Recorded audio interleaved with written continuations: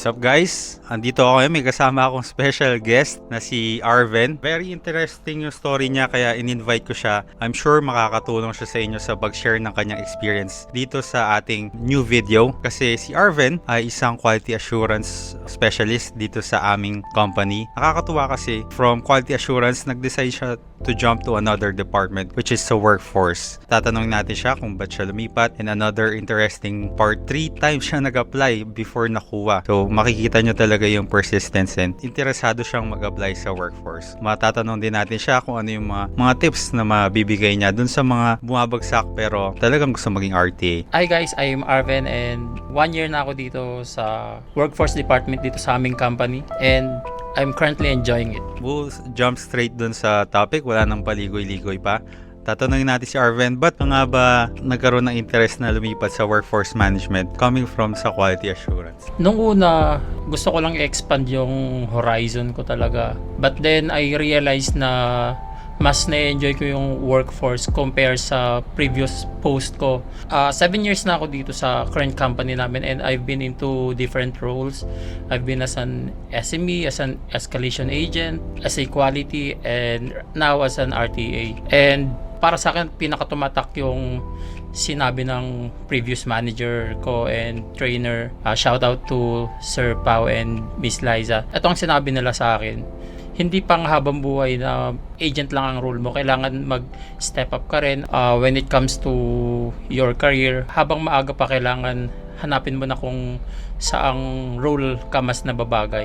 Yung point na mas ine-enjoy mo at parang pumapasok ka na hindi yung dinadrag mo lang yung sarili mo. Something na ganon. And then from there, I realized na from QA to workforce, mas na-enjoy ko siya because ako kasi yung more on, let's say, data-driven. Ayun, speaking of interest niya dito sa workforce management, share ko lang sa inyo guys na si Arven ay naging isa sa mga top RTA sa team nila. Sobrang galing kasi in less than a year, naging top agad siya and performer agad siya sa kanilang team. Next question naman natin, since nanggaling ka sa QA, ano tingin mo yung dapat for those na interested na maging QA, ano tingin mo dapat yung knowledge na meron sila or yung i-prepare nila kung gusto man nilang mag-apply sa quality assurance team? If you're aiming for a quality assurance analyst post, ready ko makinig ng call, mag-join ng mga meeting with clients,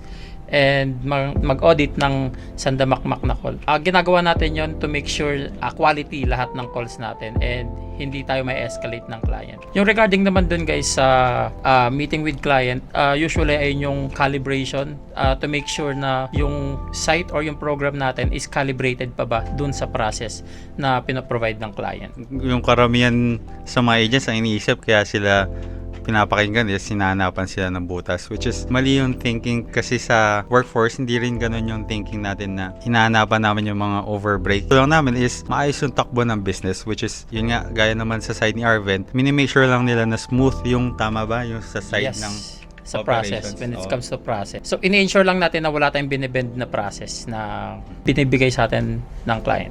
Sa skills ba, sa grammar, kailangan ba mga magaling sa English? To be honest, hindi ako galing when it comes to grammar. Ang dami ko rin grammar lapses, guys. Siguro lakasan lang din ng loob and always seek for your leader's help pag nafe-feel mo na na dead end ka na. Nung QA kasi ako, actually, ang pinaka-common denominator nung QA and the workforce team is you have to protect the business. So, kailangan productive at the same time qualities para nag-expand lalo yung business. Pero para dun sa mga willing mag-apply from QA to workforce analyst, I think ang skills na kailangan i-prepare nyo is deep dive analysis. Usually ginagawa naman ng QA yan and then ayun yung number 1 na ginagawa nila para mahanap nila yung opportunity na kailangan i-address sa isang program. At the same time, basic knowledge sa Excel because makakatulong din talaga yan. Nung quality kasi ako, gumagamit din naman kami ng Excel. So extract data, Something like that. And yun, since na-explore na natin about sa QA, tanungin naman natin yung pagpupursige sa pag-apply sa workforce. Kasi imagine that 3 times siya nag-apply sa workforce para makapasok and hindi siya nawala ng pag-asa. May mga kukuha tayong mga best practices ni Arven tungkol dun sa pagpupursige and para makuha sa workforce. Bakit nga ba 3 times pero hindi ka sumuko na mag-apply sa workforce? Andun pa rin yung interest mo. Actually, nung agent pa lang kasi ako, may mga workforce kami sa productions. And naging sobrang interested ako dun sa post kasi person na data driven. At the same time, during our training days here dito sa company namin, inorient na kami ng trainer namin na hindi panghabang buhay na dapat nasa agent post ka. And don't get me wrong, wala namang masama kung nasa agent post ka. Kasi sinabi niya sa amin yun, kasi habang tumatanda tayo, tumataas din yung responsibilities natin. And kailangan din na, syempre, habang tumataas ang responsibilities, kailangan mo magpa-promote, kailangan mo rin ma-promote for your career growth. For me, reason kung bakit kahit ilang beses na ako dinidecline, push pa rin ako ng push kasi ayoko nang nagpapatalo. Well, okay lang naman siguro na ulit-ulitin mo basta at the end of the day, ang goal mo pa rin makuha mo yung post. Pinaka nag-drive sa akin, kahit na twice tayo na decline, ayun, di ba nakatatlong attempt ako. Nung unang attempt ko kasi, akala ko sobrang wide na ng idea ko about workforce. And then, when I heard the news na, ayun nga, hindi ako natanggap, hiningi ko yung feedback. Nung binigay na sa akin yung feedback, nag-search ako. Nagtanong-tanong din ako sa mga peers ko kung ano bang idea nila sa workforce. And then, from there, I came across sa mga one of videos ni Master Team sa YouTube. And dun ko na-realize na sobrang shallow pa lang pala ng idea ko when it comes to workforce.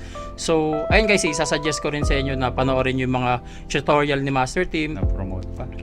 And actually, ayun yung pinaka-tumulong sa akin kasi binigyan niya ako ng in-depth na idea kung paano nag-work ang workforce and then kung paano nag-earn ang company. Speaking of dun sa pag-correct ng mistakes niya, sobrang laking tulong nun yung paghingi niya ng feedback kasi kung hindi nyo alam kung saan kayo nagkakamali, hindi nyo alam kung ano yung mga kailangan nyo bang i-correct. Sobrang ganda nung ginawa niya yun, especially hindi lang sa pag-apply sa workforce. Kung nag-apply din kayo sa ibang position or sa ibang company, make sure na hingin nyo rin yung feedback kung hindi kayo makuha para at least alam nyo yung mga dapat nyo i-correct. Yun yung nakatulong kay Arven na i-mold yung mga mistakes niya and ayun, nakaabot siya on the 3rd try. Nalaman niya na kung saan yung mga kailangan niya improve, which is a very nice thing to do na hingin yung feedback every time na mag-a-apply. That's right. And in addition dun sa story ni Arven, na-prove niya naman na karapat dapat siya sa workforce kasi within a year, imagine, or in less than a year, nagawa niyang maging isang top RTA sa team nila. Makikita niyo talaga yung interest and yung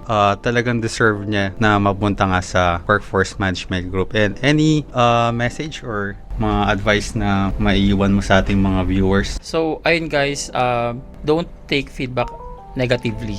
Bale, ito yung quote na pinanghawakan ko simula nung nag-apply ako as an RTA. Don't be afraid to start over again. This time, you're not starting from scratch. You're starting from experience. Napakaganda. So, ayun lang guys. Try lang ng try. Makukuha mo rin yan. Totoo. Kahit ako. I-scatter ka din. I-scatter tayo. And hindi namin pinopromote yung sagala.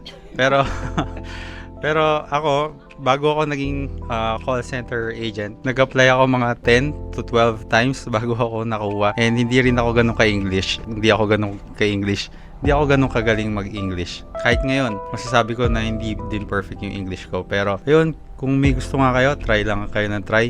Kaya nga ni Master Arven, pag nag-fail kayo, pwede naman tumayo and hindi na kayo mag-start sa zero kasi may idea na kayo kung ano yung mga harapin nyo pang questions. And I'm sure, mas may idea na kayo kung paano sagutin yan. And thank you guys. Papaalam na kami ni Arven. Bon voyage. Bye-bye.